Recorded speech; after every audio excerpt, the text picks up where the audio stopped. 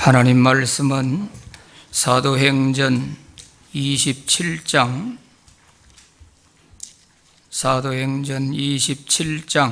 18절부터 26절까지 말씀입니다. 오늘은 이제는 안심하라 하는 제목입니다.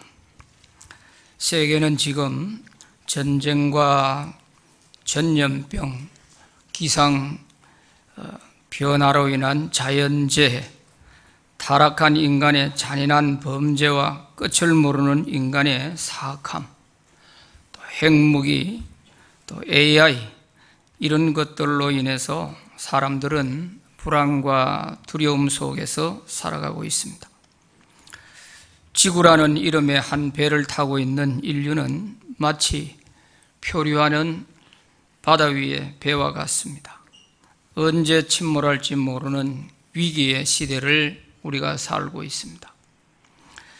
인류를 태운 이 배를 구원할 자는 오직 우리 하나님 한 분밖에 없는 줄 믿습니다. 오늘 본문에 보면 사도 바울이 예루살렘에서 복음을 전하다가 공회에 잡혀가서 재판을 받게 됐습니다. 그때 로마 시민권을 가진 바울인지라 내가 로마 법정에서 재판을 받겠다 하고 상소를 했습니다. 그래서 바울은 로마 군인 율리오 백부장에게 맡겨져서 죄수의 신분으로 배를 타고 로마로 가게 되었습니다. 가이사라 항구를 출발하여 구브로 섬을 돌아서 터키 해안 무라 항구에 도착했습니다. 거기서 로마로 가는 알렉산드리아 배를 갈아타고 항해를 해서 지중해 가운데에 있는 그레데 섬 미항이라고 하는 항구에 간신히 도착했습니다. 거기서 바울이 지금은 태풍이 많은 계절이라 항해하기가 매우 위험합니다. 그러니 이 항구에서 겨울을 지나고 이듬해 봄에 출발을 합시다 하고 이 얘기를 했습니다. 그러나 선장과 선주가 이 미항은 너무 작은 항구라 이 많은 사람들이 여기서 머물기는 불편해서 안 됩니다. 그러니 이 섬을 조금만 돌아가면 베닉스 항이 나오는데 거기는 좀 항구가 크고 해서 우리가 지나기에 불편하지 않을 것입니다. 이렇게 말을 하니까 배 안에 있는 사람들이 다 그렇게 합시다. 이렇게 해서 미항을 출발해서 베닉스 항으로 가게 되었던 것입니다. 그런데 이 미항을 출발한 지 얼마 안 돼 가지고 큰 유라굴로라고 하는 태풍이 몰려와서 바울의 탄배가 방향을 잃고 표류하게 되었습니다. 지도를 한번 보시죠. 자, 여기 보면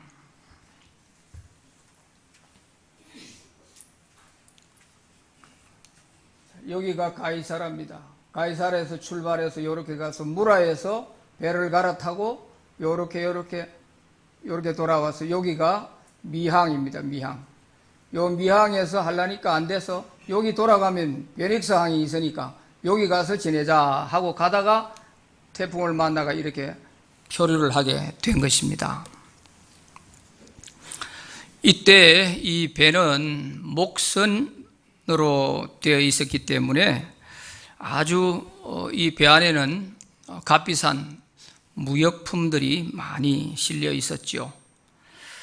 바람이 점점 거세지자 배가 침몰할 지경에 이르게 되었습니다.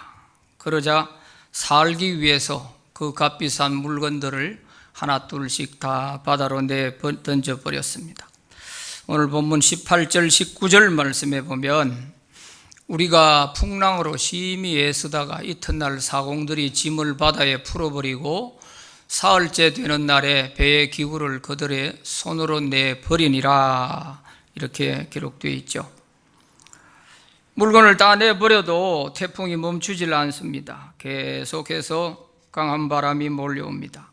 배 안의 사람들은 이렇게 하루 이틀 시달리기를 14일 동안 아무것도 먹지 못하고 파도와 힘겹게 싸우고 있는 것입니다. 이러다 보니 사람들은 지칠 대로 지쳐 있고 이제는 우리가 살 수 있겠다 하는 소망이 하나도 없어졌습니다. 이런 때에 죄수의 신분이지만 사도 바울이 배에 있는 사람들에게 이렇게 크게 외쳤습니다. 여러분, 이제는 안심하십시오. 우리 가운데 한 사람도 죽지 않을 것입니다. 하고 크게 소리를 외쳤습니다. 이제는 안심하라 하고 바울이 담대하게 외친 이 말씀의 의미가 무엇일까요? 첫째는 절망한 사람들에게 소망의 말씀이었습니다. 오늘 본문 20절, 22절 말씀 같이 한번 읽어보시죠. 시작.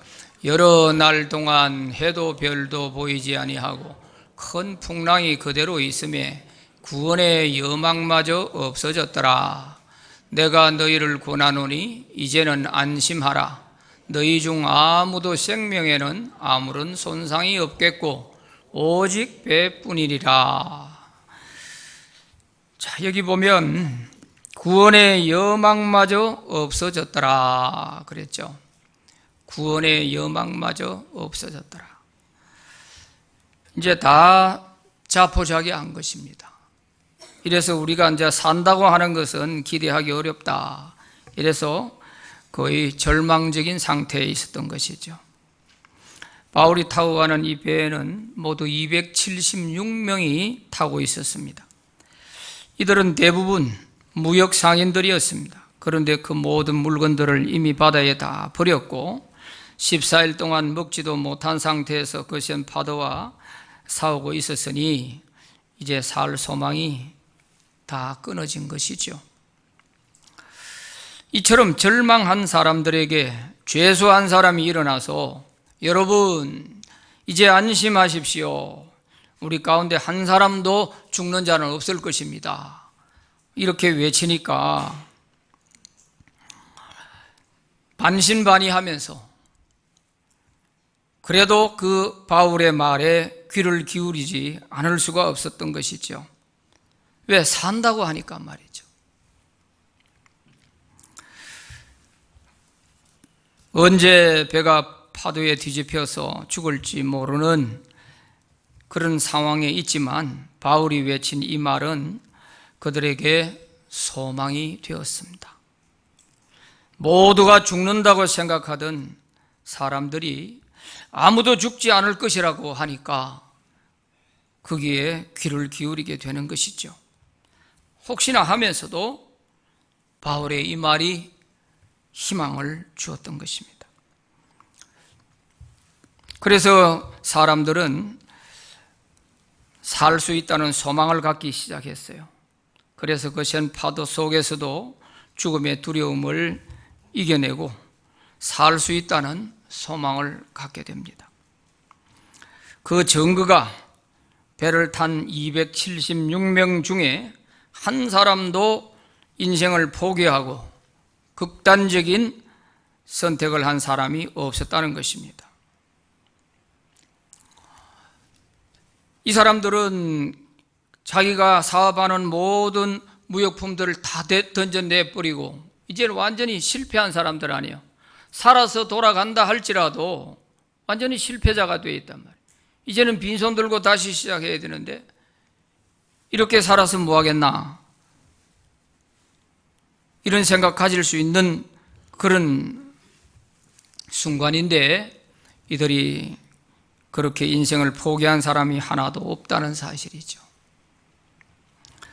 이처럼 한 배를 타고 가는 공동체가 어려움을 당했을 때 소망을 주는 말을 하는 사람이 필요합니다. 소망을 외치는 사람이 있으면 그 공동체는 살 수 있습니다. 그러나 비관적인 말과 원망하는 말을 하는 사람이 있으면 그 공동체는 망할 수밖에 없어요. 우리의 가정이나 사회나 나라가 어려울 때 긍정적인 소망의 말을 해야 되는 것입니다. 안 된다, 끝장났다, 못 산다, 죽겠다, 이런 말들은 전혀 도움이 되지 않습니다. 할 수 있다, 하면 된다, 한번 해보자, 살 수 있다, 길은 있다, 이런 긍정적이고 소망적인 말을 할 때 모두가 힘을 얻게 되는 것이고, 또 그렇게 말을 할 때 말대로 되는 것이죠.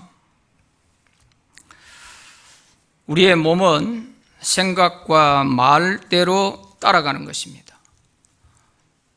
우리의 생각이 죽는다고 생각하고 말이 죽는다고 말을 하게 되면 우리 몸은 죽을 준비를 하는 거예요.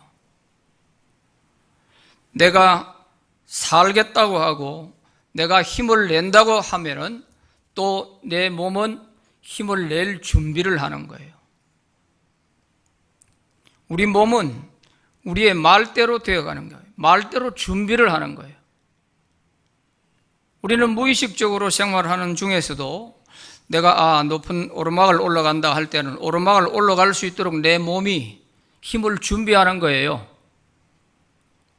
또 내리막을 갈 때는 내리막에 맞게끔 내 몸이 준비를 한다니까요. 그렇기 때문에 우리가 생각이 잘못되고 말이 부정적이 되어버리면 내 몸도 안 되는 쪽으로 자꾸 준비를 해나가는 거예요. 그래서 어려운 때일수록 정말 참 눈앞이 캄캄한 그런 시련 중에 있다 할지라도 죽겠다, 끝났다 이렇게 생각하면은 끝날 준비를 한다니까요.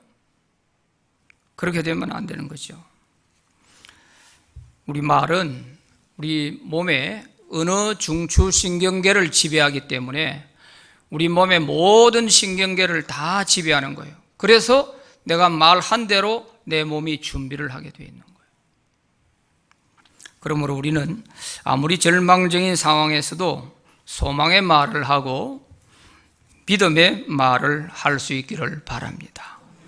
그래서 이 시련이 오히려 바뀌어져서 전화위복의 기적을 성취할 수 있기를 바랍니다. 두 번째는 미래를 향한 말씀이었습니다. 이제는 안심하라 하는 이 말은 앞을 내다보고 미래를 향한 말씀이었어요. 오늘 본문 21절, 22절 말씀 같이 읽어봅니다. 시작. 여러 사람이 오래 먹지 못하였으며 바울이 가운데 서서 말하되 여러분이여 내 말을 듣고 글에 대해서 떠나지 아니하여 이 타격과 손상을 면하였더라면 좋을 뻔하였느니라. 내가 너희를 권하노니 이제는 안심하라. 너희 중 아무도 생명에는 아무런 손상이 없겠고 오직 배뿐이니라. 아멘. 바울은 미항에서 지금은 태풍이 오는 계절이니 여기서 머물고 이듬해 봄에 출발합시다 이렇게 말을 했지만 죄수가 하는 얘기라고 생각해서 그런지 아무도 바울의 말에 귀를 기울이지 않았습니다. 선장과 선주의 말이 더 옳다고 생각하고 출발했다가 이런 난관을 겪은 것 아닙니까? 그래서 이 이야기를 사도 바울이 한 번 더 이렇게 상기시켜 주는 거예요. 그때 미항에서 내 말을 들었더라면 이런 고생 안 해도 되지 않습니까? 하는 이 말로 상기시켜 주는 거예요. 이것은 왜 그때 내 말 안 들었느냐? 선장과 선주가 책임져라. 남을 탓하거나 원망하려고 하는 것이 아니라 그때 내가 말했을 때 아무도 귀를 기울이지 않아서 이런 고생하게 됐으니 이제 내가 다시 말한다. 이제는 안심하시오. 하고 이제부터 내가 하는 말을 잘 들으시오. 우리는 살 수 있습니다.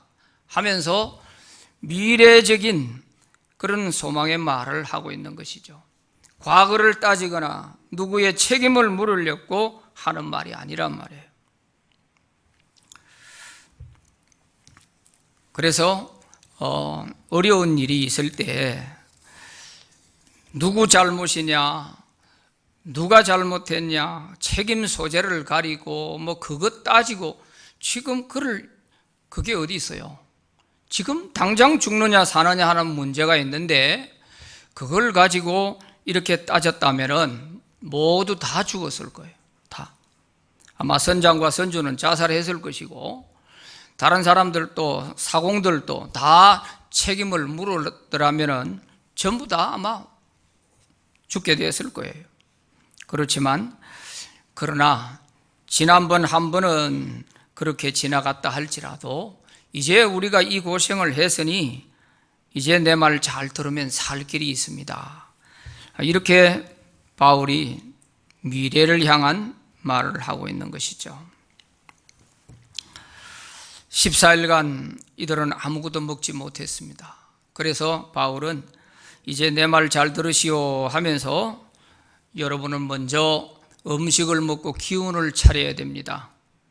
우리가 한 섬에 걸리게 될 것인데 섬에 도착하면 섬에 올라갈 수 있도록 기운이 있어야 올라갈 것인데 지금 이런 상태로서는 섬에 도착한다 하더라도 섬을 바라보고도 올라가지 못해서 죽게 될 겁니다. 그러니 다 음식을 먹고 기운을 차리시오.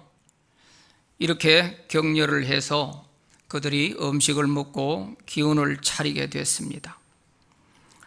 그리고 한 섬에 도착해서 그 섬에 다 올라가서 살게 되죠. 33절부터 37절까지의 말씀을 같이 한번 다 읽어봅시다. 시작. 날이 새어가매 바울이 여러 사람에게 음식 먹기를 권하여 너희가 기다리고 기다리며 먹지 못하고 줄인 지가 오늘까지 열나흘인즉 음식 먹기를 권하노니 이것이 너희를 구원 위한 것이요 너희 중 머리카락 하나도 잃을 자가 없으리라 하고 떡을 가져다가 모든 사람 앞에서 하나님께 축사하고 떼어 먹기를 시작하매 그들도 다 안심하고 먹으니 배에 있는 무리의 수는 전부 276명이더라. 아멘. 바울의 말대로 그들은 음식을 먹고 기운을 차리고 새벽녘이 되니까 뿌옇게 어렴풋이 보이는 한 섬이 있는 거예요. 그래서 모두 다 희망을 가지고 그 섬에 가까이 다가갔습니다. 그런데 그 섬 가까이 바위에서 부딪혀서 나오는 그 물길과 또 밀려오는 물길 이런 것이 막 뒤범벅이 되면서 거기에서 배가 그만 깨져 버렸어요. 그러니까 섬 가까이에서 깨져서 전부 배에 깨어진 조각을 붙들고 헤엄을 쳐서 사람들이 다 섬에 올라가게 된 것입니다. 만약에 기운이 없었더라면 거기서 다 그냥 섬을 바라보고도 빠져 죽을 수밖에 없는 거죠. 그런데 바울의 말대로 다 기운을 차리고 준비를 했더니 모두 276명이 한 사람도 죽지 않고 다 섬에 올라가서 살게 되었던 것입니다.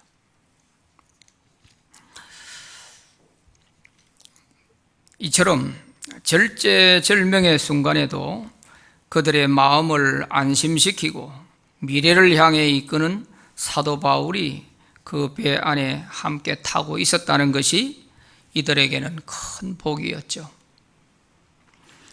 서로 선장과 선주의 책임을 따지며 원망하는 사람들이 있었다면 다 죽었을 것입니다.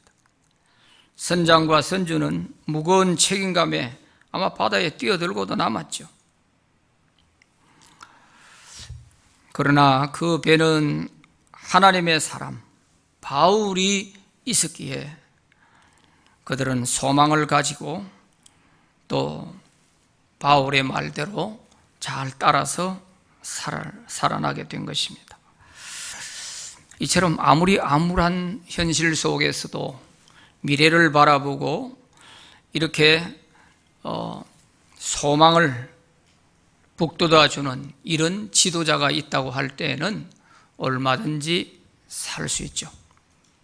에레미야도 유다 나라가 망할 때에 암울한 현실을 보면서도 절망하지 않고 미래를 예언했습니다. 여러분, 지금은 포로로 끌려가지만 이것이 끝이 아닙니다. 하나님은 반드시 70년이 되면 우리 유다 백성들을 다시 고국에 돌아오게 해 주실 것입니다 하면서 희망을 주었던 것입니다. 예레미야 29장 11절부터 13절까지 말씀 한번 읽어봅니다. 시작. 여호와의 말씀이니라. 너희를 향한 나의 생각을 내가 아나니 평안이요 재앙이 아니니라. 너희에게 미래와 희망을 주는 것이니라. 너희가 내게 부르짖으며 내게 와서 기도하면 내가 너희들의 기도를 들을 것이요 너희가 온 마음으로 나를 구하면 나를 찾을 것이요 나를 만나리라. 아멘. 이렇게 미래의 희망을 예언했을 때 포로로 끌려가는 유다 백성들의 마음속에는 그래도 절망하지 않을 수 있는 거죠. 하나님은 반드시 우리 백성들을 다시 회복시키실 거야 하는 이런 희망을 붙들고 살아가는 것입니다. 사람에게 희망을 빼어버리면요 사람은 그냥 쓰러지는 거예요. 살아도 산 게 아닌 거죠. 이사야 선지자도 지금은 유다를 바벨론이 저렇게 포로로 잡아가고 저렇게 기세등등하게 날뛰지만 이사야는 그 바벨론의 멸망을 예언했습니다. 그래서 유다 백성들에게 소망을 준 거예요. 저 바벨론이 지금은 우리를 이렇게 억압하지만 반드시 저 바벨론은 하나님이 멸망하게 하실 것입니다. 그렇게 예언을 했던 것이죠. 그런데 그대로 다 됐지 않습니까? 이스라엘 백성들이 죄로 말미암아 하나님이 징계하셔서 바벨론으로 70년 동안 포로로 끌려가게 하셨지만 하나님의 약속대로 예레미야의 예언대로 70년 만에 이스라엘 백성들은 다시 고국으로 해방돼서 돌아오고 바벨론은 73년 만에 완전히 망해서 역사상에서 지워져 버리는 것입니다. 그러니까 이렇게 하나님의 그런 말씀대로 다 이렇게 되어지는 것이죠.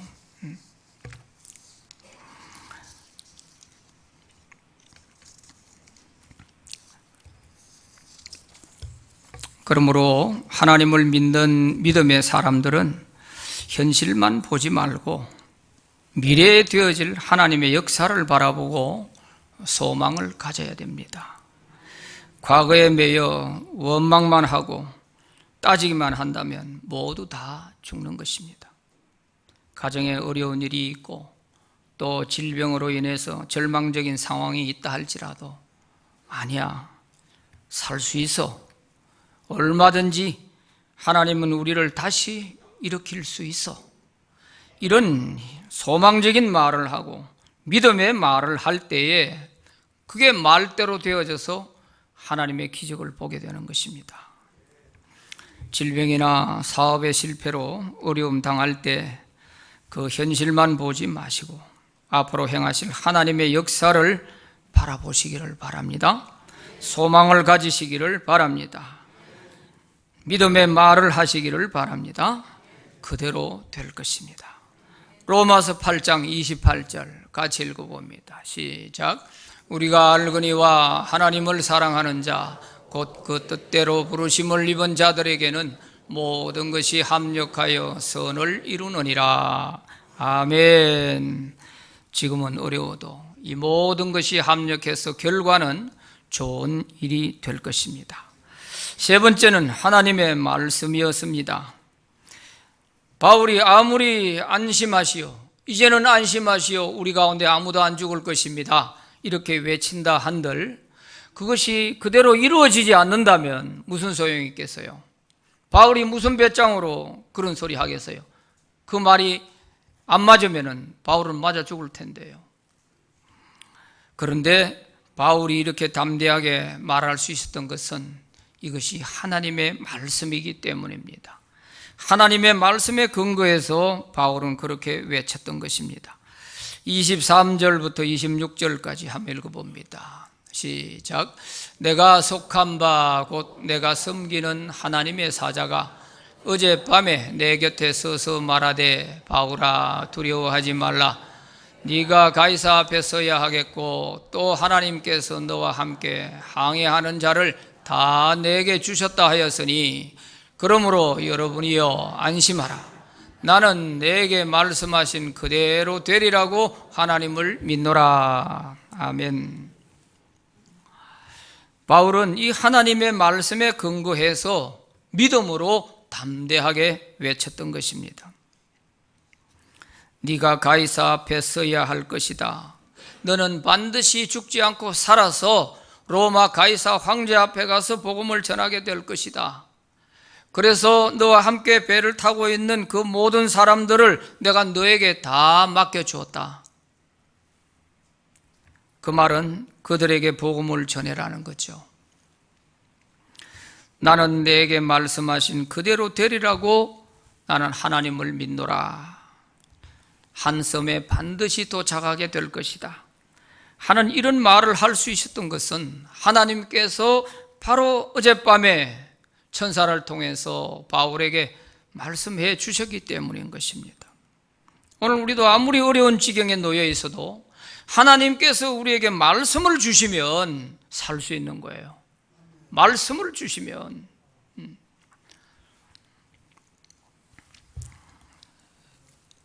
그래서 바울도 죽지 않는 이유가 하나님께서 가이사 앞에 세워서 복음을 전하려고 하는 이 사명이 있기 때문에 바울도 죽지 않는 것이고, 또 바울과 함께 배를 타고 가는 이 사람들도 바울 때문에 다 살아난 것입니다. 이처럼 우리가 하나님께 사명을 가진 사람은요, 한 사람이 이렇게 큰 영향력을 갖고 있는 거예요. 276명이나 되는 이 사람들의 생사의 그 목숨을 바울에게 하나님이 다 맡겨주셨다는 거예요. 이게 보통 일이 아니지 않습니까? 그래서 우리가 세상을 떠나는 것은 내가 죽을 때가 되니까 죽는다, 이게 아니고요. 내 사명이 다 끝날 때 하나님은 우리를 데려가시는 거예요. 우리에게 아직도 내가 할 일이 남아있고 사명이 남아있으면 하나님은 반드시 그 사명을 다 완수해야 데려가시는 거예요. 이게 이렇게 중요한 겁니다. 그래서 영국의 리빙스턴 선교사는 아프리카로 가려고 할 때에 영국의 그를 아끼는 많은 사람들이 왜 여기서 교수 자리도 있고 많이 있는데 무엇 때문에 그 사지로 가려고 하냐, 그러면서 만류를 했어요. 그럴 때 이 리빙스턴이 하는 말이 사명이 있는 자는 절대로 죽지 않는다 하는 이런 말을 남겼습니다. 참 유명한 말이에요. 우리에게 사명이 있으면 우리는 어떤 경우에서도 죽지 않고 하나님이 살리시는 겁니다. 가정도 사회도 나라도 어려운 일이 있을 때 소망을 갖고 미래를 바라보며 하나님의 음성을 듣고 나아가야 하는 것입니다. 하나님의 종들이 외치는 하나님의 말씀에 귀를 기울일 때 희망이 현실이 되는 것입니다. 죽음에서도 사는 길이 열리는 것입니다.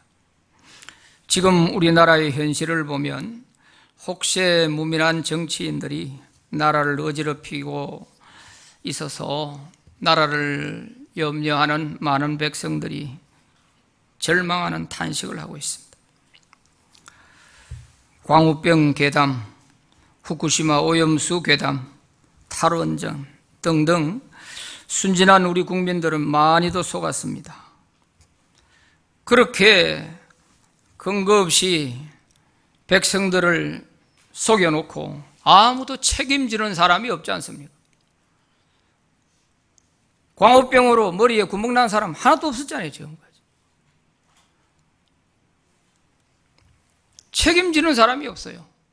그래서 얼마나 농민들에게 또 어민들에게 얼마나 많은 피해를 줬냔 말이에요.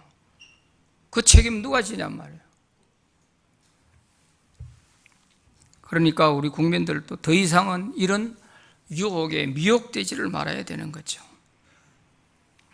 오히려 정치인들은 두렵고 불안해하는 백성들에게 이제는 안심하시오. 이제는 안심하시오. 이것이 큰 문제가 되지 않을 것입니다. 오히려 안정을 줘야 될 사람들이 더 불안을 부추겨 가지고 국가적으로 엄청난 손해를 끼치게 되는 이런 일들이 있지 않습니까? 순진한 백성들은 속일 수 있다 할지라도 하나님은 결코 속일 수가 없습니다. 역사는 반드시 진리로 가기 때문에 다 거짓은 밝혀지게 되는 것이죠. 하나님은 언제든지 거짓과 죄악을 심판하시고 공의가 바로 서게 하십니다.